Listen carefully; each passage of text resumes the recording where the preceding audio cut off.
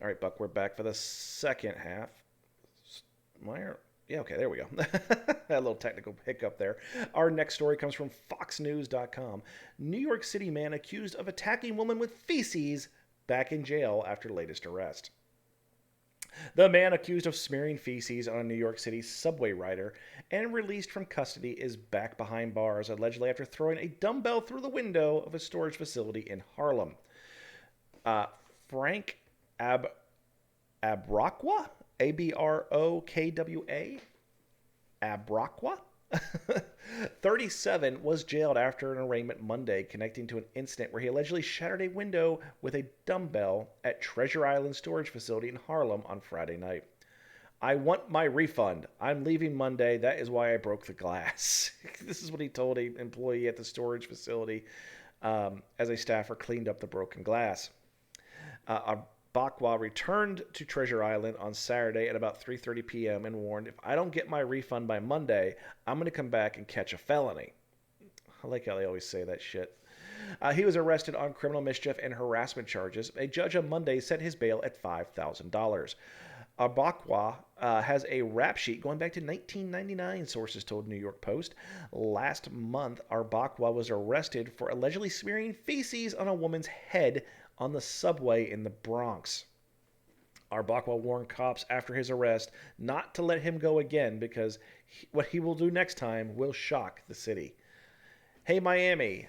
Hey, mammy, why don't you talk to me? He allegedly said to a woman before defecating in a bag and attacking the woman. He was released without bail and bragged about it on a video post on Facebook. The feces scenario should keep every female in the right mind away from me, Arbakwa said in the Facebook post. New York Mayor Eric Adams took aim at the state's bail reform law shortly after Arbakwa was released in the feces incident. In 2019, a New York lawmaker passed a sweeping changes in the state's bail laws that restricts crimes where judges can set bail. Individuals should not remain on the streets of New York, and his release shows that the scope of the changes we need to make in order to keep New Yorkers safe. Yeah. it I was going to stop, but it looks like I should keep going here. It is a result of a failed mental health system, a failed housing and support system, and a failed criminal justice law that allows someone with a history of violence who possesses a clear threat to the public safety to just walk out of court. Arbaka was brought before a judge shortly after the feces incident for allegedly spitting on a Jewish man in the Brooklyn back in September and chasing him down the street. "Come here, you fucking Jew. I'm going to kill you," he said in the incident, according to a criminal complaint. He was let go on supervised release in this case due to the state's bail reform laws. Arbakwa is due back in court on April 11th for the dumbbell incident. Wow. Wow.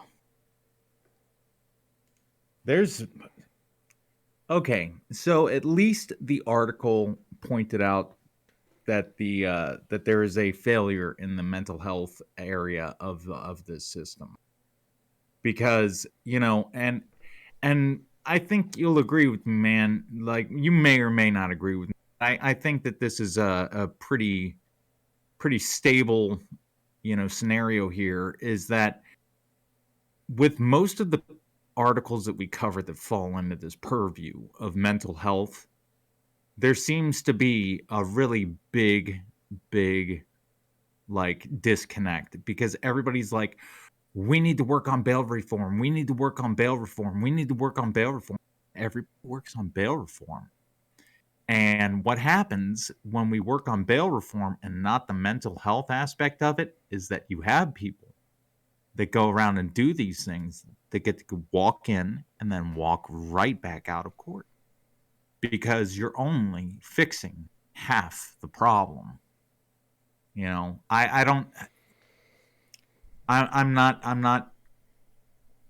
I'm not going to give this a score. I'm not going to because the article pointed it out and made a good argument, not a good argument, but really drove this point home. It is a failure on the mental health system. Like this man obviously the cheese is slipping off his cracker and needs a little bit more than bail reform in order to fix this problem. So, Yeah. what are your thoughts? No, I'll go with you on that. I mean, I'm kind of like we don't know for sure the guy has mental health problems. He might just be an asshole, but everything's screaming mental health. It really is. Um, so you're right. We kind of just have to go with it and think to ourselves, yes, it's probably a mental health issue. And you are right. They're fixing half a problem. Our system needs a complete overhaul. It really does.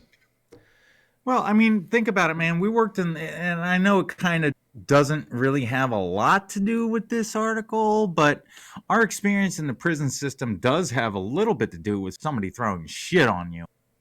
Because I don't know about you, but I have personally had somebody, throw shit at me and throw a cup of piss towards me. Thank goodness I've never been actually doused in it, but the attempts have been made, and you have to look at it like consider the source. The people who did this to me were not, and there are incidents where people are just being real assholes and are trying to just stir the pot. But in my incident, and every incident that I've experienced where somebody's trying to smear you with bodily fluids, it's because there's really a lot more wrong with them than just their ability to follow the law. you know so I'm gonna fall back on that personal experience as well, and really reaffirm that I'm just not going to score this. Fair enough. Well, do you remember back a number of weeks ago, we had a video that we put out on our YouTube channel. It was about Judge Carter Williams. And if you want to look it up, it's titled Judge Carter Williams, A True Social Liability. And we dissected some body cam footage of a West Virginia police officer that pulled over a circuit court judge. You remember this? I do remember this very well, actually. This guy was a real slice of shit. Well, so lately, I've been my phone started blowing up, and there was a lot of comments being made on that video lately. Uh, there is something that popped up out of that, however, that I think we need to touch on. So let's just give a quick montage because I guarantee you this is going to have a little bit related in the story. The judge gets pulled over and he's all offended that the officer doesn't refer to him as judge instead of Mister. That how dare he pull him over? Do you know who he is? He was pulled over for running a stop sign and talking on his phone. And the guy is stuttering and shaking. I mean, he is so vehemently angry. He starts calling the guy's boss. He starts calling the mayor. He goes to the mayor's house in the middle of the night. It was like a total shit show. Well, circuit court judge faces new charges related to shoplifting from Walmart.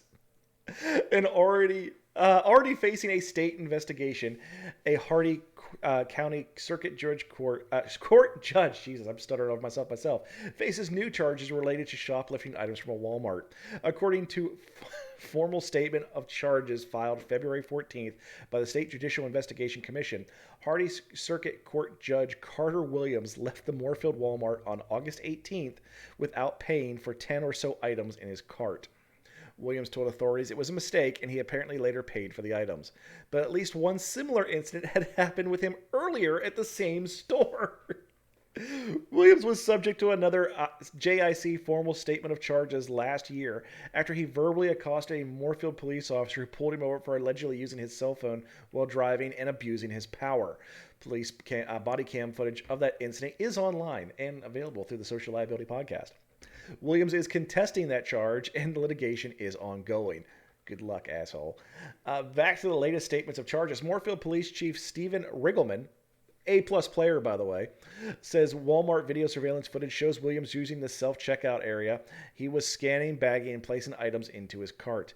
Williams is then observed pushing the cart out of the store without making any attempt to pay for the items. And the filing statement says, it was determined the best course of action would be to contact Williams and direct him to pay for the merchandise. Oh, come on, Chief. You should have arrested him. It should be noted that approximately 1 year ago, a similar incident occurred with Williams at the Moorfield Walmart, where he and his wife pushed out a substantial amount of merchandise without paying. It was determined that neither party realized the other had not paid for the items.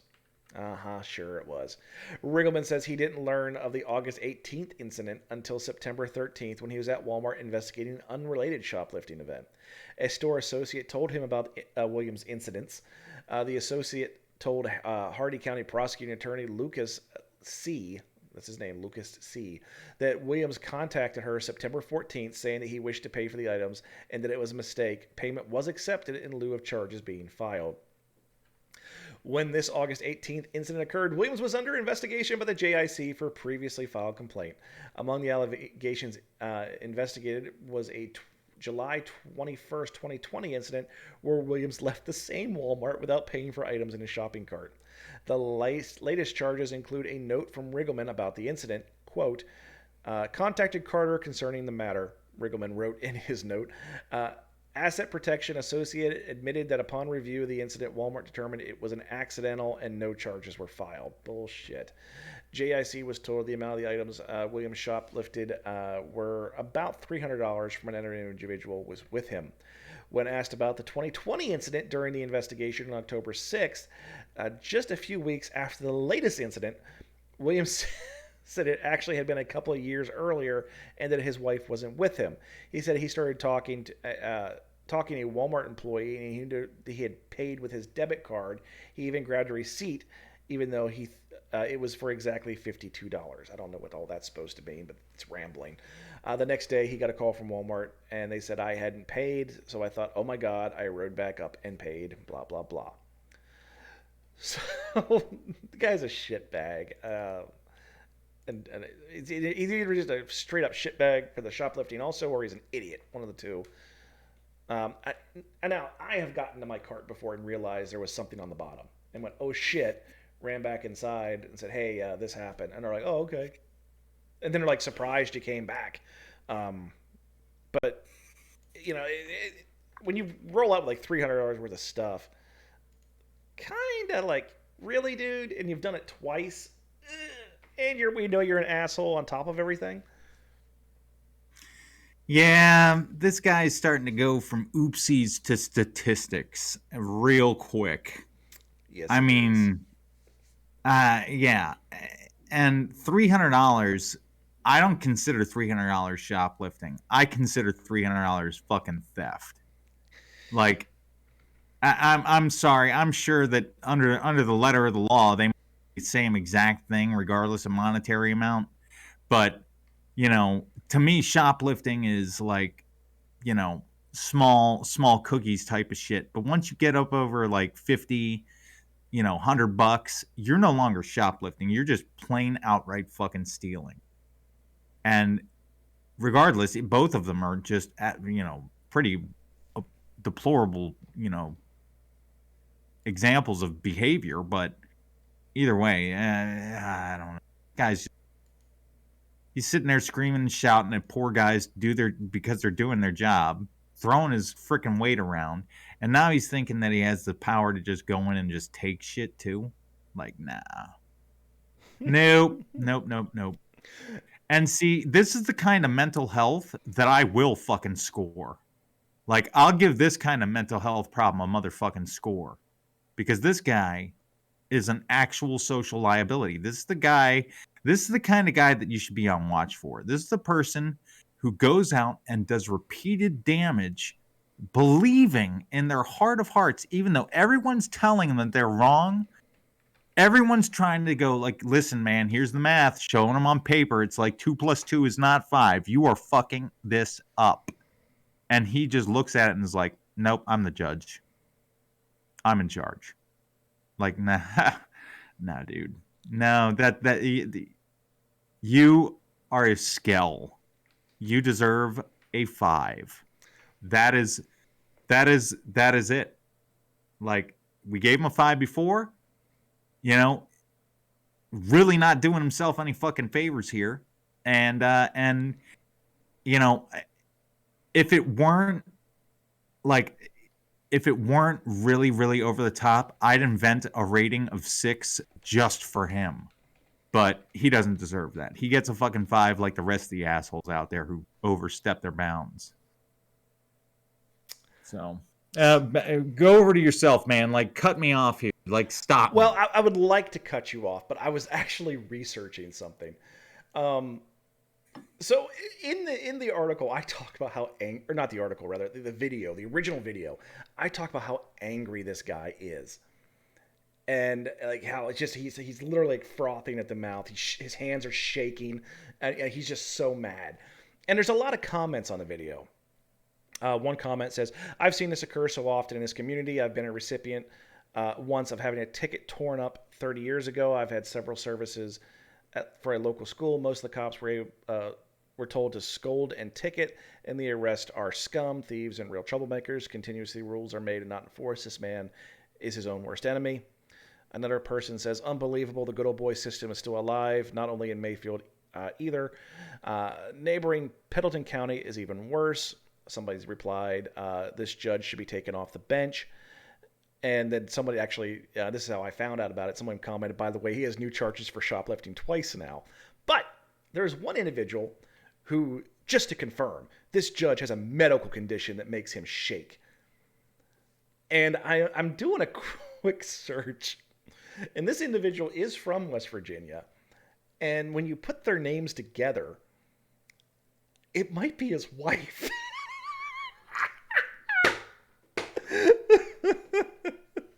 It might be. I can't tell. I'm really gonna have to dig on this one because this is gonna be hilarious if it is.